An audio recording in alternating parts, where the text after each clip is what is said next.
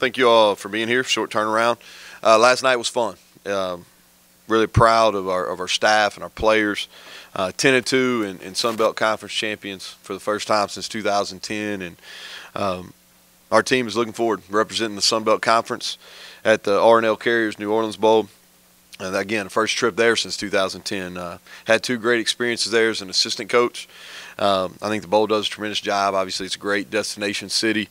Our fans are excited, and we need to have a really good showing down there. I think we will. I know it's earlier before Christmas, and I think that the Troy faithful will show up and show out down there at the Superdome. So playing against a very good North Texas team, Conference USA Western Division champions. Only team they lost to in the conference was FAU. And FAU has arguably one of the top 2 or 3 offenses in the country, maybe number 1 in the country. And they're an old Sun Belt rival. If it we've talked about the history of the Sun Belt. You had North Texas, when the conference very first started, they were the powerhouse. They won several conference championships in a row. We were able to knock them off in 2006, and we had a run. And then Arch State and Lafayette kind of had their run, and then here recently, us and App and have kind of stepped in that role along with Arkansas State. So old Sun Belt rival. Head coach Seth Luttrell. Very familiar with. He is a really good friend of mine. Respect what he's done. Kind of, 2 weeks in a row, I'm going to play two of the guys that that are head coaches. Two of my better friends that are head coaches in college football. So, but he's done a great job. 2 years turning around that program. They were bowl eligible last year and played Army, and then to get to that 9 wins and play in a conference championship game. What he's done is really remarkable, and great coach, great guy. Very familiar with their staff as well. Their defensive coordinator was at ULM, played them at Kentucky, and then when I was here before, their OC, Graham Harrell, tremendous quarterback at Texas Tech, got to know him while I was the coordinator there. Their wide receiver coach, Tommy Maynard, he and I worked together for 5 years at Texas Tech and at Kentucky. So a lot of relationships between staffs there. So quick turnaround. The next 2 weeks, I believe we're going to play the first bowl game of the bowl season, which is our reward for our players as well.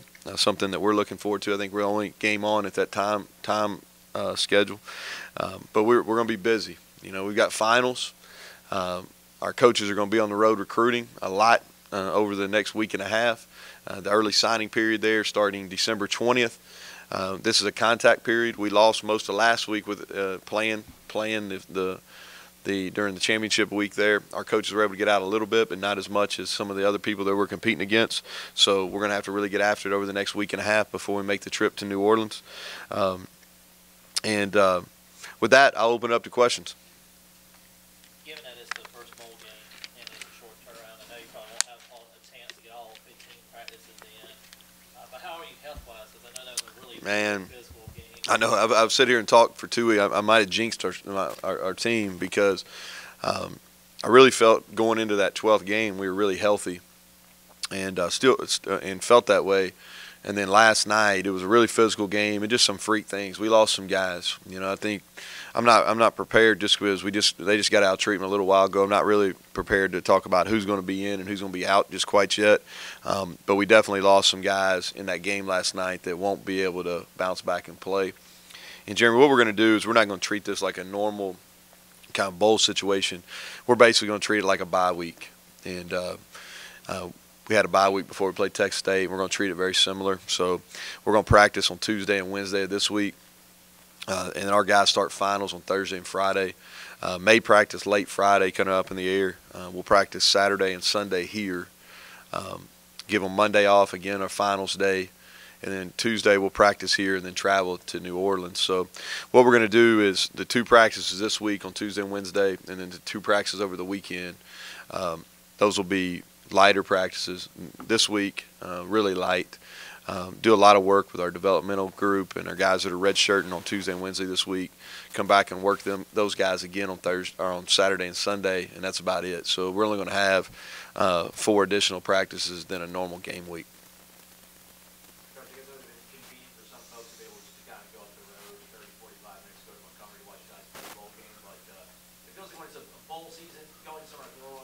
a little bit more of a sexy sort of destination for you guys? Well, I don't know. Johnny Williams has done a really good job at the Camellia Bowl, and I haven't even seen. I'll tell you how busy. I have no idea who's even. I know that Alabama got in. I couldn't escape that, but I know they got in the playoff. But other than that, I'm not real sure. And I just heard somebody talk about that at church. That's the only reason I know that. But I couldn't tell you any of the bowl matchups. I know that Johnny's done a really good job, probably a great job with the Camellia Bowl. It'll work out eventually where we do play in his bowl game at some point. But I think our fans are really looking forward to the trip to New Orleans and a chance to represent our conference as conference champions versus North Texas, who's representing the Conference USA as the Western Division champs. That you've preached since you got here, the rebuild the wall mantra. With this now Sun Belt Championship, where's the construction at? Well, I think that we're making strides. When we talked about that, even going back 3 years ago to the opening press conference, we talked about, the program here was built on multiple championships. So I don't think that we can sit here and say, hey, this program has arrived because we won a first conference championship. I think that we've got to do it consistently. And I've said all along that our goal here as our staff and administration-wise is to build a program that annually competes for the conference championship. We've done that 2 years in a row. Now, we've won one, we lost one. But we've got to continue to do that. And we're making strides. I think the program improves. The new facility is going to be big. So we're continually to build, but I don't think we've arrived yet. You go into the season, you know who you're playing, you're able to scout Yeah. spring, summer, and kind of game plan your practices for that. How do you handle not knowing who your bowl opponent is and then only having a couple of weeks to basically You just try to get it prepared as best you can. You're always more familiar with your league opponents than you are your non-conference. And really that's the way I'm going to treat this. It's just a non-conference game that we've got a bye week to prepare for. Like I said, it's with it being North Texas, I really like what those guys do on offense. So I've watched them quite a bit as the year's gone on. So I've got a good feel, and I can share that. I already shared it with him this morning. A good feel for what they're trying to do offensively. Seth was the offensive coordinator at North Carolina when Vic was there for a year. So Vic's got an understanding who Seth is and what is he about. I think Graham's done a good job of calling plays this year. He's kept people off balance. They're doing a good job running the football. The Fine kid is a quarterback that I'm familiar with, just knowing who he was when I was at Texas Tech. But also he was, before I got here, they were recruiting him really hard here at Troy. He's got a unique story, and he's doing a really good job. He's a dual threat guy. And then defensively, ULM was always a thorn in Troy's side. When I was here as a coordinator and after I left, in Troy, their defensive coordinator is really good.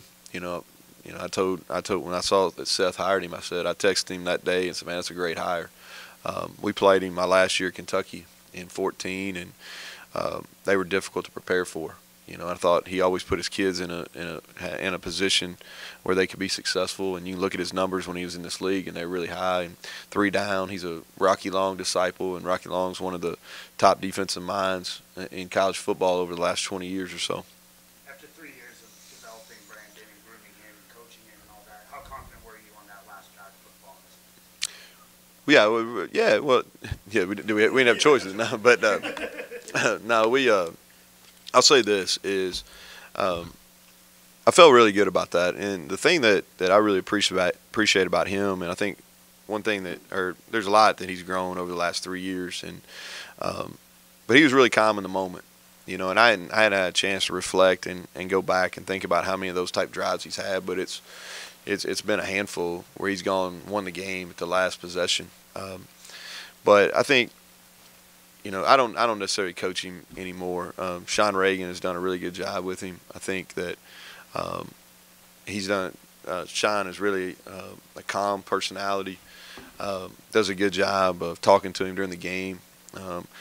Levi Brown has been in the box really over the last 13 or 14 games and really communicating with Brandon on what he sees from the box.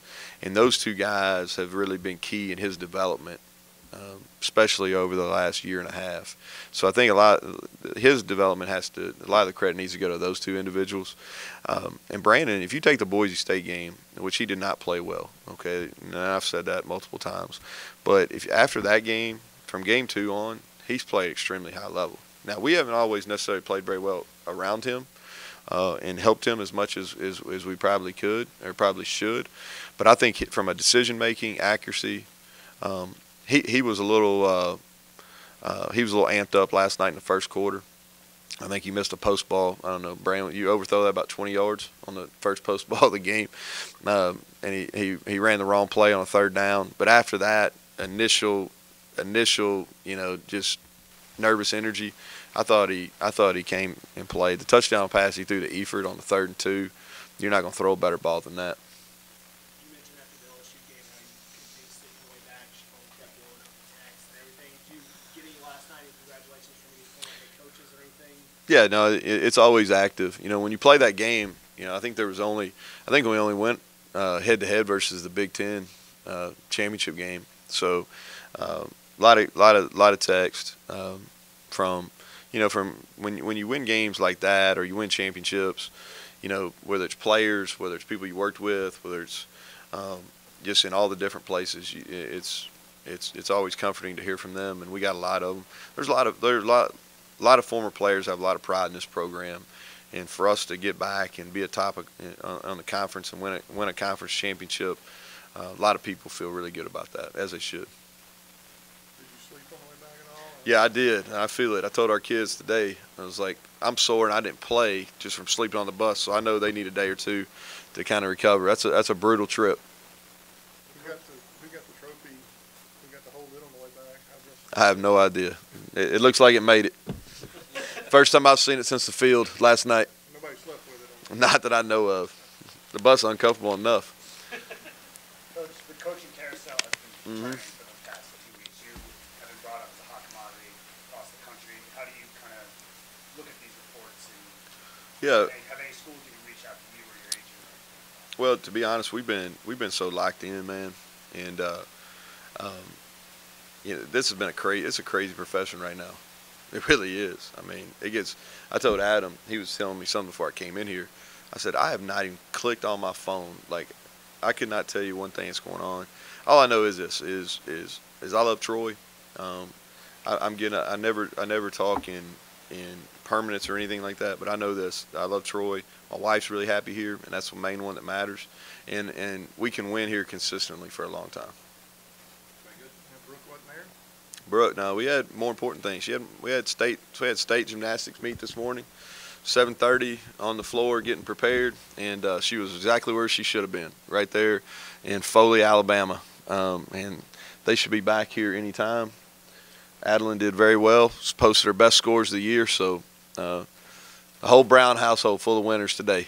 See what tomorrow brings. Coach, just quickly, Yeah. I know the bowl game is a payoff for you, but like personally, this team, the senior class, the game against Arkansas State last year, the game against Georgia Southern last year, Yeah. so close, and you were optimistic they could handle success this time around and things didn't work out after LSU. Just to see them fall behind before the moment and finally make this happen. I mean, just personally, being with these kids these many years, it seems to be able to get that done. What does that mean?